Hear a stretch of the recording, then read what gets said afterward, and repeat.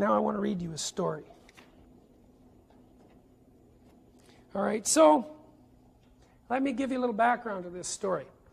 This story popped into my head in one chunk, like complete, which I thought was kind of interesting, but it was also a story that emerged in solution to a problem I'd been thinking about for a long time, because I was dealing with this guy who didn't want to grow up. So he's caught in a kind of Peter Pan situation. And Peter Pan, Pan means everything, eh? Pan, like pantheistic.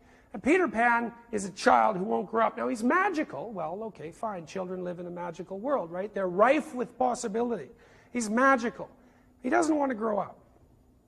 So he lives in Neverland with the Lost Boys. Neverland doesn't really exist, and the Lost Boys are obviously boys who haven't managed to establish some mode of being. And he's in constant battle with Captain Hook. And Captain Hook's a tyrant, right? A pirate, a manifestation of the negative archetype of social order. And Captain Hook is always fighting Peter Pan because Peter Pan represents childhood and vulnerability, and he doesn't want to be vulnerable. So they're locked in this sort of eternal battle. And lots of people, I think more commonly men, but not necessarily, get caught in this Peter Pan problem. So I was dealing with a person who was caught in this situation, didn't want to grow up, wouldn't sacrifice childhood. And so this story popped into my head. It's called Cock-a-doodle-doo. Once upon a time there was a man who had a long, hard journey ahead of him. He was trudging along the way over boulders and through brushes when he saw a little shiny gnome with big white teeth and a black toupee sitting by the side of the road. He was drumming on a log with two white bones and humming oddly to himself. The little gnome said, "John, why work so hard? Why walk so fast? Who knows if you'll ever get there anyway? Come over here, I have something to show you." So John walked off the road. He was sick of walking anyway because people kept throwing sticks and stones at him. The little gnome said, "I have a shiny red jewel that I would like to sell you. Cheap. Here it is." And from beneath his cloak he pulled the biggest ruby that the man had ever seen. It must have weighed 100 pounds, and it shone like the sun. The gnome said, "Do you like it?" "It's an enchanted stone. What will you offer me for it?" And the man said, "I don't have much money, but I'll give you everything I have." The gnome looked displeased. So John added, "I could pay some more monthly." So the gnome accepted. "Fair enough. Buy now, pay later." "Sounds good for me. I'm all for the installment plan." So the man gave the gnome all his money and promised to pay the rest later. And the gnome walked back into the bush by the road, clacking his teeth and giggling and twitching. The more the man thought about this ruby, and the great deal he got, the happier he became. He started back on the road with a light heart, but soon discovered that he couldn't make much progress, because 100 pounds was a lot to carry. He said to himself, "Why continue anyways? I have what I want. I'll just stand here holding my ruby, and when people walk by, they can see how well I've already done." So he stopped.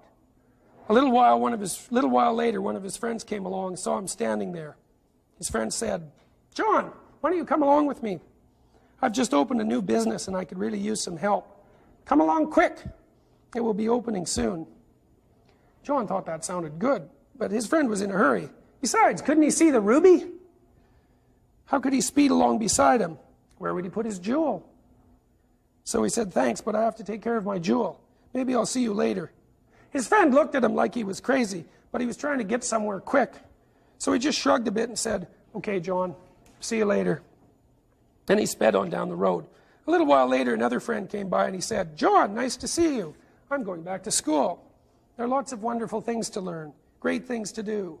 The world is full of unsolved problems. I could use some company. Would you like to come along?" John thought that sounded pretty good, but this friend too looked like he was in a hurry. Besides, standing beside the road holding the jewel was tiring, and he needed all the energy he had for that. So he said to his friend, "Thanks, but I have to take care of my jewel. Isn't it beautiful? Maybe I'll see you later." His friend looked at him like he was crazy, but he was trying to get somewhere quick. So he just shrugged and said, "Hope everything goes all right with you. See you later."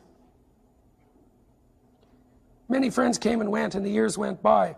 The jewel got heavier and heavier, but the man got more and more attached to it. The only thing was, nobody seemed to notice how beautiful it was. people would rush by and talk about their plans, and nobody had a ruby as big, and nobody seemed likely to get a ruby as big, and you'd think that someone might have had said something like, at least, "Nice ruby, John. Sure wish I had one like that." But it never happened. Then one day someone new came down the road. He was bent over and he was thin and his hair was gray, although he didn't look that old. He was carrying a big dirty rock carefully in his arms, and he wasn't making much progress. The strange figure approached and glanced up at John. Then he grinned and said, "Why are you standing there so stupidly with a big ugly rock in your tired old hands?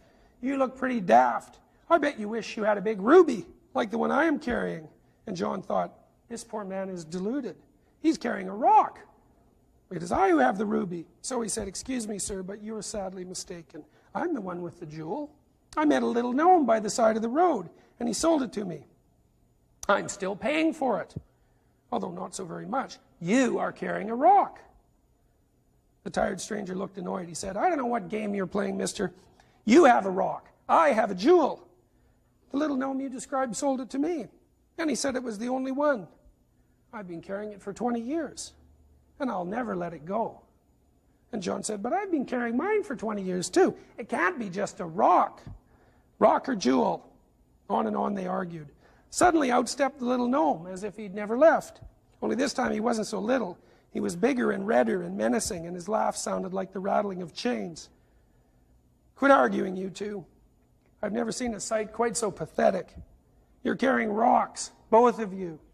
And if you would have ever had the sense to put them down for a second or two, you would have seen that.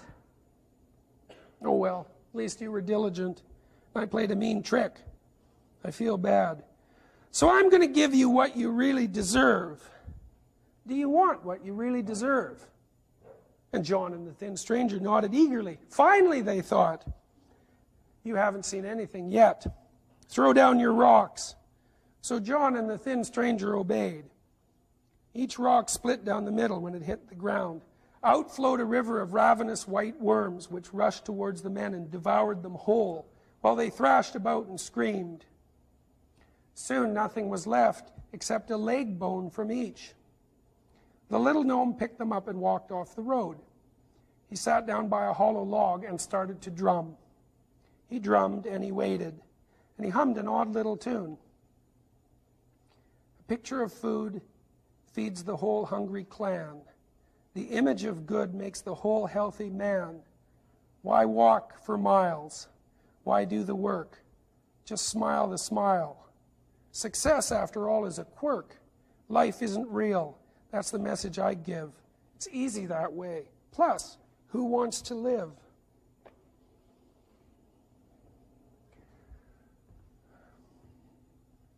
So needless to say, the guy that I was telling this story to never listened to it, and things really didn't go well for him for a long, long time. And they really didn't go well for him until he was willing to give up some of the things he was carrying along. So he had acquired, for example, a number of things that he couldn't afford. And the fact that he was carrying them, right, paying for them month after month, meant he couldn't afford to get an education, was perfectly willing to sacrifice the possibility of getting an education for the image of success rather than the reverse, right? And he was completely irritated at the world because he had all these trappings of success, which no one he admired also admired, and he absolutely wasn't getting anywhere. And he thought that was tremendously unfair. But the truth of the matter was that had he put down what he was carrying for even a moment, then he would have been able to get to where he wanted to go. And that's a motif that succinctly and dramatically describes the necessity for sacrifice.